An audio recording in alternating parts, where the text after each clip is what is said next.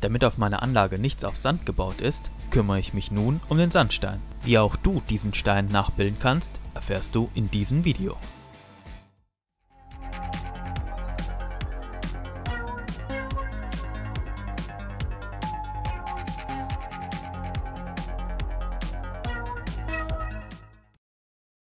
Sandsteinfelsen. Liebe Modellbahnfreunde aus Ost und West, diesmal wende ich mich einem felsigen Thema zu, dem Sandstein. Ich bin ein großer Sandstein-Fan und deshalb möchte ich auch auf meiner Anlage einen solchen verwirklicht sehen. Nun ist es nicht immer so einfach, einen ganzen Brocken, wie beispielsweise Uli es macht, der Aquapainter, auf die Anlage zu kleben. Meine Anlage soll leicht sein, aber dennoch möchte ich diesen Stein drauf haben. Deshalb bilde ich ihn jetzt hier nach. Auch in der DDR gab es große Sandsteinvorkommen, der Kotter-Sandstein oder der Sandstein von Nebra, aus dem verschiedene Gebäude auch gebaut wurden, der Zwinger in Dresden, die Frauenkirche, der Naumburger Dom etc. Also es gibt viele Beispiele, in denen der Sandstein eine Rolle spielt. Und die Farben vom Weiß bis fast ins Dunkelrot, Schwärzliche gehend sind einfach eine Augenweide, aber auf vielen Modellbahnanlagen findet sich eben kein typischer Sandstein. Nun habe ich mir gedacht, wie könnte ich das Ganze nachgestalten? Ich habe hier eine Wand genommen, ein Areal, was noch nicht gestaltet ist, am Güterbahnhof. Ihr seht hier den Güterschuppen und darunter soll eine Sandsteinwand das Ganze zu dem Einschnitt abschließen. Diese Wand habe ich aus leichtem Material konstruiert. Grundstock ist hier Styropor, Verpackungsmaterial, was ich recycle. Das habe ich hier reingeschoben als Begrenzung und dann habe ich verschiedene Materialien zusammengesammelt. Ganz hervorragend geeignet für meine Zwecke, habe ich herausgefunden, sind diese S-förmigen Verpackungsschnipsel, die als Schüttmaterial in Kartons zu finden sind. Es müsste diese S-förmig sein, der hat auch schon diese aufgespritzten oder durch Aufspritzung ergebenen Einfurchungen. Man kann aber auch andere nehmen, Hauptsache, dass man diese Steinstruktur möglichst gut nachbilden kann. Diese habe ich nun jetzt erst einmal probeweise hingelegt, ohne sie festzukleben, sodass ich es noch ändern kann. Wichtig ist, dass man diese verschiedenen Ausbuchtungen mit Styropor hier versucht etwas nachzubilden, dass man diese Wellenform nachbildet, den der Stein hat. Am besten mal schauen, wie sich so ein Sandstein verhält. Aber das Ganze lässt sich recht einfach konstruieren. Mit verschiedenen Schichten habe ich dann das Ganze hochgemauert, in Anführungsstrichen. Dann auch schon festgeklebt und nach oben werde ich das Ganze jetzt mit einer Kartonschicht versehen. Nach oben klebe ich dann an. Die eigentliche Sandsteinmauer werde ich im Folgenden noch verputzen. Ihr seht ja schwarze Stellen, durchscheinend. Die muss ich natürlich mit Spachtelmasse dann noch versehen. Jetzt näher ran. Hier könnt ihr die einzelnen Ausbuchtungen sehen. So wie der Sandstein geformt ist. Sandstein besteht ja aus verschiedenen Schichten, daher auch das interessante Aussehen. Die einzelnen Schichten verwittern unterschiedlich stark und hinterlassen dementsprechend Furchen oder hervorstehende Dellen. Nach Lust und Laune könnt ihr die Oberfläche noch weiter zerfurchen mit Messern oder auch mit dem Lötkolben. Lasst eure Fantasie freien Lauf.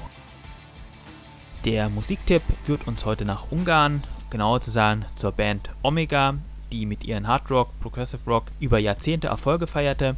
Einer davon war das Lied Város Látos Fehekő, oh mein Gott, mein Ungarisch, zu Deutsch Magischer weißer Stein. Also sie haben es auch auf Deutsch gesungen, aber die Originalversion auf Ungarisch gefällt mir besser und die empfehle ich euch. Hört mal rein, vielleicht ist etwas für euch. Viel Spaß! Der konstruktive Teil ist nunmehr abgeschlossen, nun geht es an die Gestaltung. Ich habe hier mit Acrylfarbe das Ganze schon Sandsteinfarben gestaltet. Ich möchte einen orangefarbenen, rötlichen Sandstein nachbilden und habe jetzt die Anlage um 90 Grad gedreht. Ich werde jetzt die Felsen noch einmal mit der Wasser-Weißleim-Tinktur behandeln, damit ich eine klebende Oberfläche erreiche. Dass dieser Stein natürlicherweise dazu neigt zu zerfallen, kommt uns entgegen. Am Fuße von Sandsteinfelsen finden sich oftmals größere Mengen an Sand, den könnt ihr einsammeln. Bitte auch darauf achten, verschiedene Farben zu benutzen, das wird gleich relevant.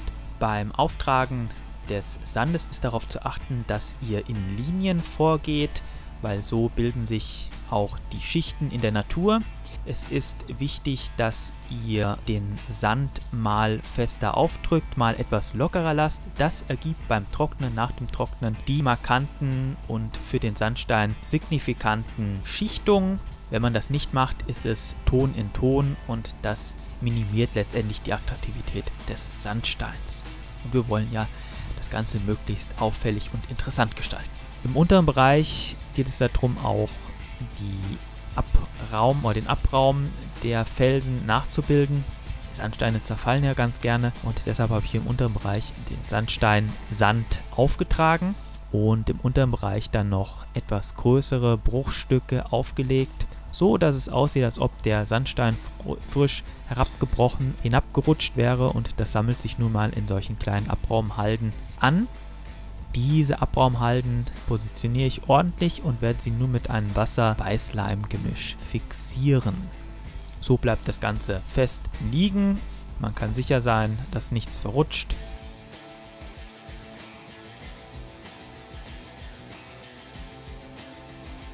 So sieht dann die Felswand aus. Man kann gut erkennen, die einzelnen Schichten, mal heller, mal dunkler. Das sind wirklich verschiedene Sandsteinarten, die ich hier einsammeln konnte. Also geht in die Natur, sammelt etwas ein und achtet darauf, verschiedene Farben auch einzusammeln. Das Ganze wird logischerweise noch begrünt, weil dieser Stein gerne von Pflanzen umwachsen ist, größere und kleinere. Hier habe ich benutzt Islandmoos, solche Flockmaterial, verschiedene Farben. So nach Lust und Laune, wie ihr meint, dass die Vegetation sich den Stein erobert hat, ihn zum Leben erweckt hat. Mit Weißleim einfach festkleben. Dann breche ich die Lanze für Islandmoos. Viele sind Islandmoos-Kritiker, aber man kann das Islandmoos auch anderweitig nutzen, nicht im Ganzen hinkleben, sondern es nehmen und in der Hand zerbröseln. So haben wir ein interessantes Material, ein krauses Material, mit dem wir Bodenvegetation recht wilder Art nachbilden können. Das Ganze habe ich hier entlang oder vor dem Tunnel gemacht. Habe ich Weißleim aufgetragen, zunächst mit Streu etwas aufgelockert. Im zweiten Schritt folgt das zerbröselte Islandmoos. Hier habe ich noch original deutsches Moos, was ich im Vorgarten gefunden habe. Kommt auch noch mit drauf. Und dann eben das zerbröselte Islandmoos. Der Effekt ist meiner Meinung nach sehr gut und man kann altes Islandmoos benutzen.